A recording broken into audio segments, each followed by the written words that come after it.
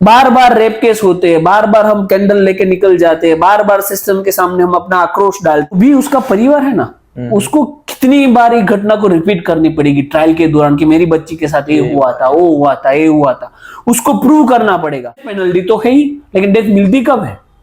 6 साल fast track में trial चलाओगे तो 6 महीने चलेगी। हो गया, शक्ति मिल हो गया, हाथरस रेप केस हो गया, तो ये दौर चलता रहेगा इस देश के अंदर जब तक इस देश के अंदर सिस्टम खोखली है। पीजीटी पोस्ट ग्रेजुएट ट्रेनी है, फिर उसके साथ इतना ब्रूटली रेप होता है कि वी कांट डिस्क्राइब।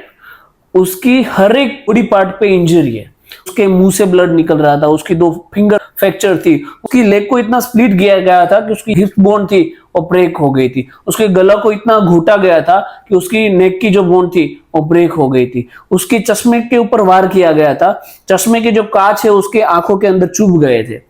तो इतनी ब्रूटली उसके साथ रेप हुआ, उसका मर्डर किया गया।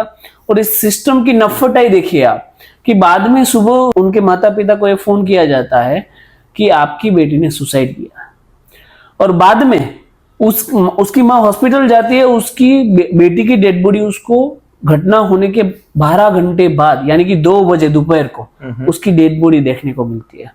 उसकी माँ तो शौक हो जाती है कि उसकी बेटी की हालत, कोई भी माँ अपनी बेटी को इस तरीके से नहीं देख सकती। एक अक्यूज को अरेस्ट किया है उसमें, राइट, उसका नाम संजय करके कुछ है, और मैंने डिटेल निकाली है कि वो संजय है ना, वो सिविक का वॉलंटियर है पुलिस का। क्या देखो हमारे गुजरात में कैसे फ्रेंड ऑफ पुलिस होते हैं, जो पुलिस के साथ रहते हैं और पुलिस के साथ काम करते हैं।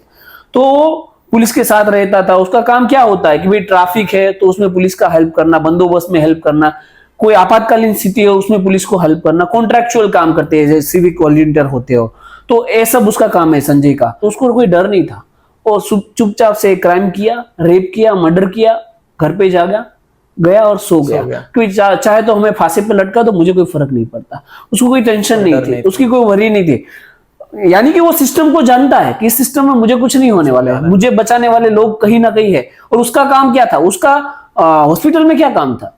हॉस्पिटल में उसका काम था दलाली का, एडमिशन लेना है, किसी की पोस्टिंग कहाँ पे करवानी है, किसी को क्या ड्यूटी अलॉट करवानी है, सबके पास से दलाली लो, पैसा लो, और उसके अकॉर्डिंगली उसको अलॉटमेंट मिलता था। उसके कनेक्शन बहुत ज्यादा थे। पोस्टमार्टम पूरी रिपोर्ट देखी कि उसमें जो सीमन काउंट, जिसमें स्पर्म काउंट करते हैं, 150 mg, एक पुरुष की कैपेसिटी होती है 15 mg तक, और 150 mg तक सीमन पाए गए डेड बॉडी में से।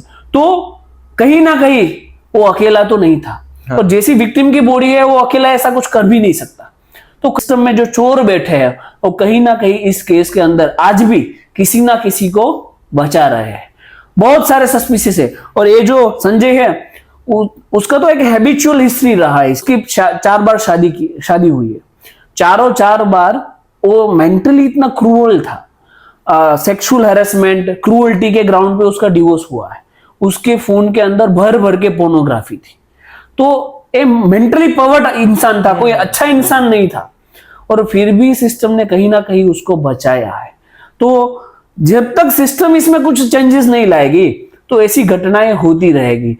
बार बार रेप केस होते हैं, बार बार हम कैंडल लेके निकल जाते हैं, बार बार सिस्टम के सामने हम अपना आक्रोश डालते हैं, लेकिन बार बार ये होता ही रहता है। और ये तो एक केस है जो सामने आया, इतना याद रखिएगा।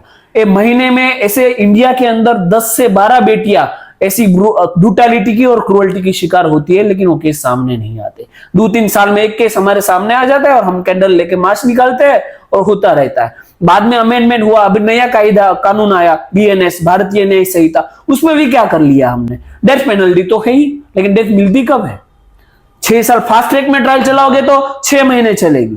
तो वो एक जो भी उसका परिवार है ना, उसको कितनी बार एक घटना को रिपीट करनी पड़ेगी ट्रायल के दौरान कि मेरी बच्ची के साथ ये हुआ था, वो हुआ था, ये हुआ था, उसको प्रूव करना पड़ेगा।